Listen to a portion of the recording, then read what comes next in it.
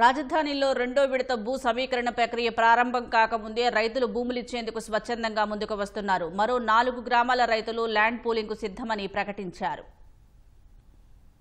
రాజధాని విస్తరణలో రెండో విడత భూ సమీకరణకు రైతుల్ని సమాయత్తం చేసేందుకు అమరావతి మండలం ఎండ్రాయిలో 4 గ్రామాల రైతులతో సమావేశం నిర్వహించారు. వైకుంఠపురం, పెదమద్దూరు, చాపాడు రైతులు కూడా సమావేశానికి హాజరయ్యారు. రైతులు నష్టపోకూడదనే భూసేకరణకు వెళ్లకుండా సమీకరిస్తున్నామని నారాయణ వివరించారు. వైసీపీ ప్రభుత్వం ఆపేయకపోతే అమరావతి నిర్మాణం ఇప్పటికే 50% పూర్తయిపోయేదని మంత్రి తెలిపారు. ఇప్పుడు పనులు వేగంగా జరుగుతున్నాయన్నారు. స్మార్ట్ ఇండస్ట్రీలు, international sports city, railway station, airport వస్తేనే ఆర్థికంగా అభివృద్ధి జరుగుతుందన్నారు. ఈ సందర్భంగా రైతులు డిమాండ్లపై నారాయణ సానుకూలంగా స్పందించారు. సంతృప్తి వ్యక్తం చేసిన రైతు నంబూరి తులసిబాబు ఎండ్రాయిలో తనకున్న 4 ఎకరాల భూపత్రాలను అప్పటికప్పుడే ఆర్డీఓకు అందజేశారు.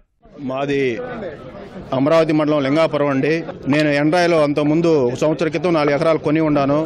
నారాయణ గారు చెప్పి మేము దానికి సంతృప్తి పడి బాబు గారి మీద నమ్మకంతో ఏదైనా సమస్యలు ఉంటే ప్రవీణ్ గారు పరిష్కరిస్తారని మేము నమ్మకంతో పొలం ఇవ్వడం జరుగుతుంది.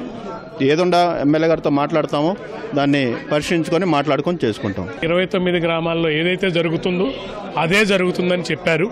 దానికి కూడా మేము సిద్ధమే. కాకపోతే మా రైతులందరూ ఏం కోరుకుంటున్నారు అని అంటే కనుక ఎక్కడెక్కడ ఇస్తే కనుక ఆ డెవలప్మెంట్ తక్కువ ఉంటుందేమన్న ఆస్కారంతో ఒక 4 గ్రామాలందరినీ కలిపి ఒక చోట ఇవ్వమని అడుగుతున్నాము. నా ఒక్కడిదే 13 ఎకరాలు పోతుంది. మా నాన్నగారు వాళ్ళు 3 అన్నదమ్ములు, వాళ్ళందరిది కలిపితే 40 ఎకరాలు అవుతుంది. పూలింగ్లో ఇవ్వడానికి మేము సిద్ధంగానే ఉన్నాము, ఇస్తాం కానీ మాకు తూర్పుగా దొండపాడు గ్రామం వాళ్ళకి ఇస్తున్నారు కదా కౌలు. మాకు ఇప్పుడు 35 ఏళ్ళు నేనే ఇస్తున్నా. 35 ఏళ్ళు కౌలు నడుతుంది కాబట్టి మాకు 40-50 వేలు కౌలు ఇవ్వండి. వాళ్ళ 10 సంవత్సరాల నాడు ఇచ్చారు. క్రమీ పెరుగుతూ వచ్చింది. మాకు 5 ఏళ్లే పెడతారేమో, డెవలప్ అయితే 5 ఏళ్లే పెడతారేమో. మరి బతకాలి కదా మేము 5 సంవత్సరాలైనా. మాకు 4 ఎకరాల పొలం ఉంది. రాజధాని గీయడానికి మాకు సంతోషమే. మా పిల్లలకు ఉద్యోగాలు కావాలని అడుగుతున్నాం. రాజధాని గ్రామాల్లో మేమంతా ఎస్సీల వరకు వాళ్ళ రాజధానిలో ఇస్తారో ఏడిస్తారో మాకు ఇంటికి ఒక ఉద్యోగం కావాలి. బ్యాంకులో క్రాప్ లోన్ తీసుకున్నాం. అవి కూడా రుణమాఫీ అయ్యేటట్టుగా ప్రభుత్వాన్ని మేము డిమాండ్ చేస్తున్నాం. రెండో విడత భూసేకరణ గ్రామాల్లో 90% రైతులు అంగీకారం తెలిపారంటూ నారాయణ ధన్యవాదాలు తెలిపారు.